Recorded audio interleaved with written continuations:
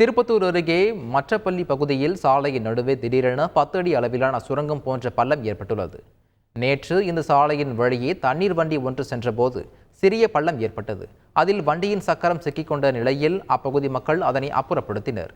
இந்நிலையில் அந்த சிறிய பள்ளமானது மறுநாள் காலையில் 10 அடி அளவில் பெரிய சுரங்கம் போன்ற பள்ளமாக காணப்பட்டது. இது குறித்து அப்பகுதி மக்கள் கூறுகையில், இது பண்டைய கால பண்டக குழியாக இருக்கலாம் என தெரிய வருகின்றனர். எனவே அப்பகுதியில் 3 பண்டக குழிகள் கண்டுபிடிக்கப்பட்டுள்ளது குறிப்பிடத்தக்கது. இதனை அப்பகுதி மக்கள் ஆர்வத்துடன் பார்த்து செல்கின்றனர்.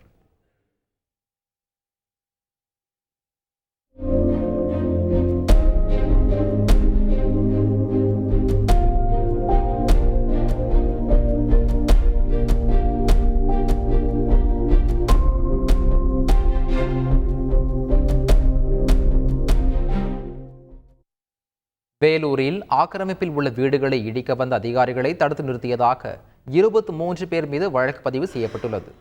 வேலூர் மாநகராட்சிக்கு உட்பட்ட பகுதியில் மக்கள் வசித்து வரும் நிலையில் அந்த இடம் அரசுக்கு சொந்தமான இடம் என்பதால் நீதிமன்ற உத்தரவுப்படி வீடுகளை JCB மூலம் இடிக்க துவங்கினர்.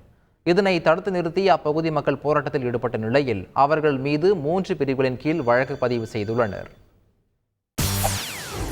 செய்திகளை உடனுக்குடன் தெரிந்து கொள்ள உடனே சப்ஸ்கிரைப் பண்ணுங்க.